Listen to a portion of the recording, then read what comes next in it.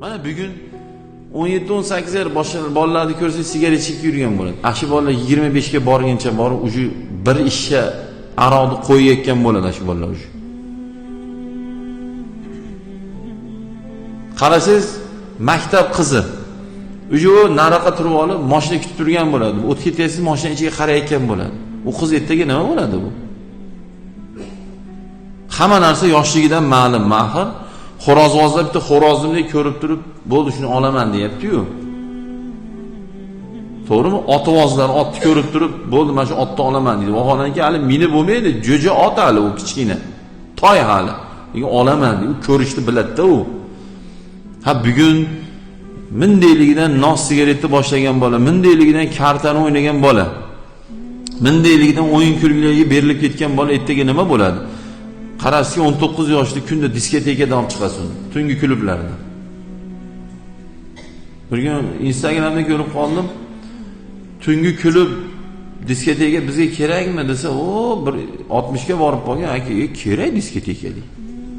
Nimaga kerak desa, dam olib chiqasizda deydi. Ha shuna fikrli ota o'g'li diskotekaga borsa so'kadi o'ylaysizmi? Tungi klub kimga dam berar ekan? Nabarut u joyda 100%. Kimga yoqadi, kimga yoqmaydi, uni ham menga qizig'i yo'q. Bu 100% gapiraman buni. Tarbiyali oilani o'g'li qizi diskotekaga kirmaydi. Bu 99 emas bu, 100%. Uyatsiz, ibosiz, insoniylik yo'q qizlar kiradi bu joyga. Buni internetga chetini qirqib qo'yishadi, qo'yinglar imindan chetini. Endi kommentariyani o'qib ko'ringlar. Bu gaplar ba'zi bir qo'shtirnoq ichidagi shu ishlarda zamonaviylik deyotganlarga yoqmaydi bu. Bugun yosh bolalar kirsa, karaokeni ushatib, chilimni ushatib, qarasangiz 17-18 yoshli qizlar, bolalar bitta xonaga kirib olib, hatto chilimni nima deyapti hozir? Kala. O'zlaricha kalyan deydi, olib kiradi, anaqa karaokesi bor, muzikani qo'yadi, yozuvni chiqaradi. Bir kun atoyin kirdim o'sha karaoke nima u deb kirdim. Muzika chalib turar ekan, qo'shiqni tekstda o'tib turar ekan, o'sha yerda mara qo'shiq aytar ekan. Shumish mana shunday joylarda ochib, yoshlarni umrini xazon qilayotganlar yo'qmi?